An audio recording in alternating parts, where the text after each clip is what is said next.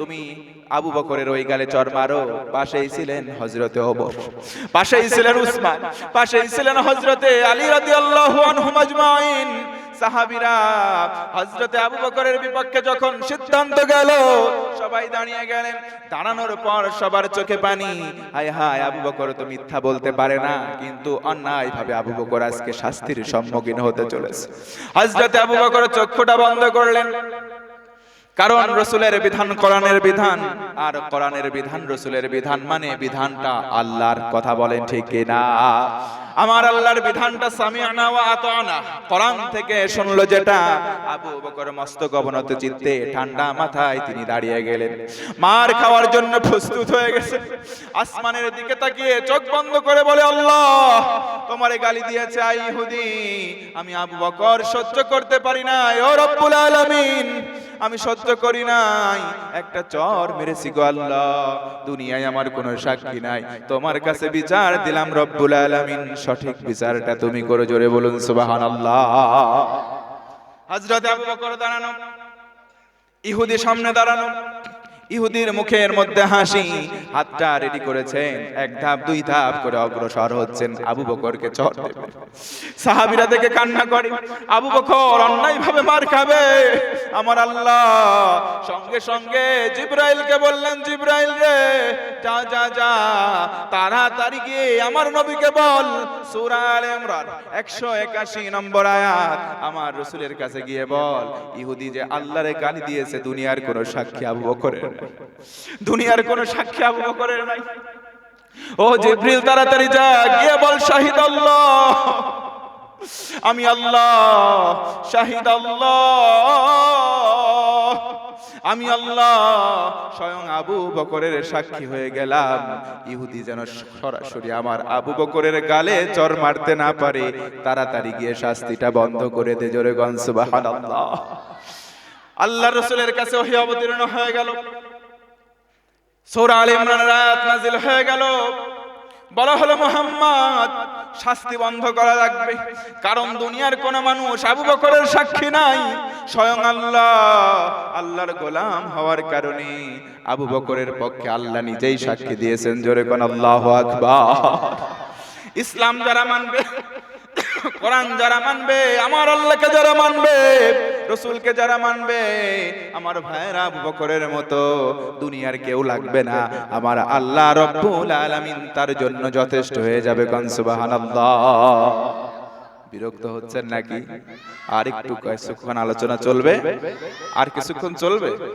বিরক্ত যদি হন, দুইটা পয়েন্ট বলছি, আরো 8টা পয়েন্ট আছে, বলতে সময় লাগবে ভাই, 2 ঘন্টা থাকবেন। আপনারা চিন্তা করতেছেন, হুজুর শুরুতে বললেন আধা ঘন্টা, তারপরে বললেন 1 ঘন্টা, এখন আবার 2 ঘন্টার কথা করছেন। ভাব তো ভালো না। সারা রাত থাকার হিম্মত আছে আপনাদের? কি আছে? সারা রাত থাকবেন ফজর পর্যন্ত? হিম্মত আছে? কার কার ইমানি পাওয়ার আছে দেখি 2 হাত তোলেন, লিল্লাহি তাকবীর।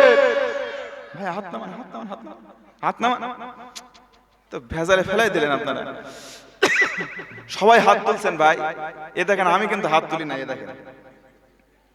আপনারা থাকেন, কোনো সমস্যা নাই, কিছুক্ষণ পর আমি এদিক দিয়ে চলে যাব। কালকে অনেক দূরে রওনা করতে হবে। আপনাদের 1 রাত, আমাদের প্রায় প্রতি রাত। এ দেখেন ঘেমে গেছি, যদি হাত পাখা থাকে কাউরে দিয়ে পাঠায় দেন একটু ভাই, হাত পাখা থাকলে একটু পাঠায় দেন, ঘেমে গেছি।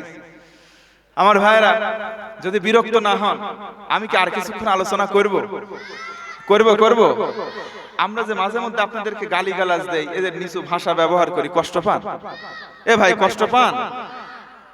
অনেক সময় নিচে নামা লাগে, এই যে নিচের ভাষা ধরে কিছু কিছু সময় কিছু কথা বলা লাগে, এগুলো না বললেও যে আপনারা হয় না। আরো কি নিচে নামবো? আর নিচে নামবো না ভাই। ওই যে আমাদের দেশের একটা বজলুর রশিদ বলে বক্তা আছে, নাম শুনছেন? হ্যাঁ, বজলুর রশিদ চাচা ওয়াজ করতেছে একদিন, ডেকে বলে স্কুলে স্যার ঘুরতে আসছে, এসে বলে আজকে অডিট হবে, তোমাদের পড়াশোনার মান কেমন, এই পড়াশোনার মানটা যাচাই করা হবে। ক্লাসের মধ্যে সবচাইতে ভালো ছাত্র যে, স্যাররা তাকে ভালো চেনে, আর সবচাইতে দুষ্টু যে, তারেও ভালো করেছে। বলা হলো ঠিক আছে, সবাই আসবা, সুন্দর ড্রেস পরে আসবা, ভালোভাবে সেজে গুজে আসবা। তবে এই কালু, একজনের নাম ছিল কালু, খুব বদ, কারণ নাম যদি কালু থাকে, তারে বলি নাই ভাই, মাইন্ড করবেন না। এই কালু ছিল খুব বদ, এর কলম চুরি করে, ওরে কলম দিয়ে ভোঁকসা মারে, এই করে সেই করে, নানাবিধ কাম করে।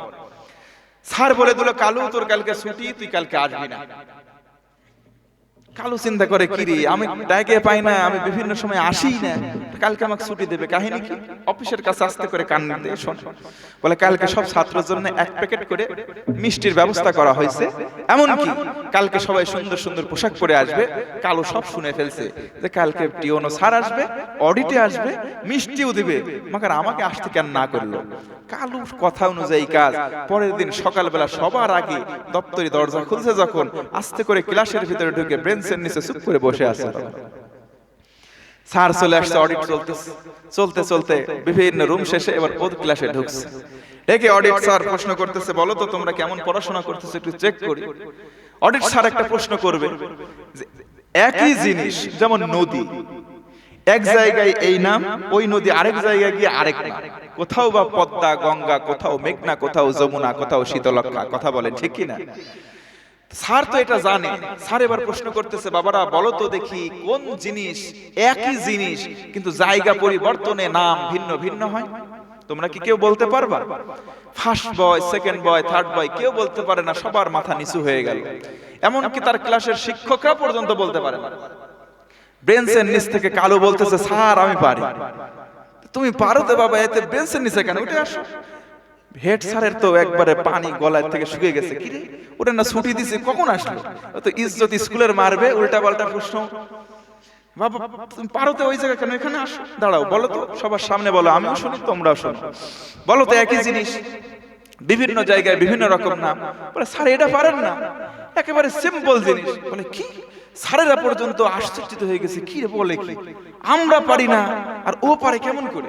বলে স্যার এটা হচ্ছে মাথার চুল, মাথায় থাকলে নাম হয় চুল, একটু নিচে নামলে নাম হয় চোখের ভ্রু, আরেকটু নিচে নামলেই নাম হয় গোঁফ, আরেকটু নিচে নামলে এই চুলেরই নাম হয়ে যায় দাড়ি, আরেকটু নিচে নামলে এটা হয়ে যায় বুকের পশম। এবার শিক্ষক মুখ চেপে ধরে বলতেছে, বাবা আর নিচে নামিস না। যতদূর পর্যন্ত বলছি সেগুলো ভদ্র সমাজে বলা যায়, আর নিচে নামলে এগুলো ভদ্র সমাজে বলা যায়। আমরা হুজুররা বক্তারা মাঝে মধ্যে আপনাদেরকে অনেক অ্যাঙ্গেলে একটু সুরসুরি দেই, একটু জ্বালা দেই যে ভাই এইগুলা কাজ করা যাবে না। এত নিচে নামার পরেও যদি আপনারা না ফিরে আসেন, আরো কি নিচে নামবো ভাই? আল্লাহ আমাদের সঠিক বুঝ দিক করে না, আমিন। আমরা সবাই কোরআনের ইজ্জতে এখানে আসছি, কথা বলে ঠিক কি না? বক্তার ভালোবাসাই আসি নাই, গলার টোনেও আসি নাই, আমরা সবাই কোরআন শুনবো, সামি'না ওয়া আতা'না, মানবো। আল্লাহ 3টা নিয়ামত দিয়ে ধন্য করবেন, জোরে গন সুবহানাল্লাহ। বিরক্ত যদি হন বলবেন, শেষ করে দেব। বিরক্ত হচ্ছেন কি? তাহলে আলোচনা চলবে আর কিছুক্ষণ। আমাকে না বলে ছুটি নিয়ে কেউ চলে যাবেন না ইনশাআল্লাহ, তাহলে মানুষের অন্তর মরে যায়। সূরা আরাফ 179 নম্বর আয়াত অনুযায়ী কয়টা কারণে? মাশাআল্লাহ, সবার জোরে কয়টা? আর জোরে আরেকবার। সকালবেলা উঠে যাতে গীবত না করেন, বাংলাদেশ থেকে আব্দুল করিম আরাবিকে কত কষ্ট করে নিয়ে আসলাম, হুজুরও কষ্ট করে আসলো, কি ওয়াসাতা করলো বুঝলাম না আগামাথা।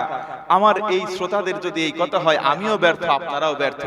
সুতরাং আমরা শুনবো আগে, মানার নিয়ত করব। আমরা আজকে আলোচনা শুনছি, আমাদের অন্তরগুলো মরিচিকা ধরে যাচ্ছে, কুলসিত হচ্ছে 10টা কারণে। কয়টা কারণ? এই অন্তরকে স্বচ্ছ করতে, নিট অ্যান্ড ক্লিন করতে আমল যেন কয়টা? সবাই বলেন। তাহলে আমলটা আমরা শেষে বলবো, আগে কারণগুলা জানি। কষ্ট হচ্ছে কি? লিল্লাহে তাকবীর। একটু 2 হাতটা উঁচু করেন তো, লিল্লাহে তাকবীর। আমি বলবো লিল্লাহে তাকবীর, আপনারা এইভাবে করবেন, লিল্লাহে তাকবীর। কেউ হাত সোজা তুলবেন, কারো নাক ফাটায়েন না ভাই, তাহলে কিন্তু আমি দায়ী থাকবো না। একটু জোরে আকাশ বাতাস মুখরিত করে নারে তাকবীর। মাশাআল্লাহ মাশাআল্লাহ, ঘুম ঘুম ভাব শেষ। আসেন আমরা আবার আলোচনায় চলে আসি। পৃথিবীতে আজকে মানুষজন এমন হয়ে গেছে, ভাইরাল আছে যেখানে, শ্রোতাও আছে সেখানে। কেউ যদি এখানে এসে বলতো বসেন বসেন, বসে যান, চা খাবেন, ঢেলে দেয়, এই সমস্ত ভণ্ডগুলো যেখানে থাকবে, লোকও ওখানে বেশি যায়। কথা বলেন ঠিক কিনা? ভাইরাল আছে যেখানে, জনগণ আছে সেখানে, কিন্তু আমরা এই স্লোগানের আমরা বিশ্বাস করতে চাই। কোরআন আছে যেখানে আমরা আছি, ভণ্ড আছে যেখানে আমরা নাই। সুতরাং আল্লাহ পাক আমাদের কোরআনের সঙ্গে অন্তরটা মুআল্লাক করে দিক, করে না আমিন। আমার ভাইয়েরা গভীর মনোযোগ বাড়ান, আমার মা বোনেরা গভীর মনোযোগ বাড়ায় দেন।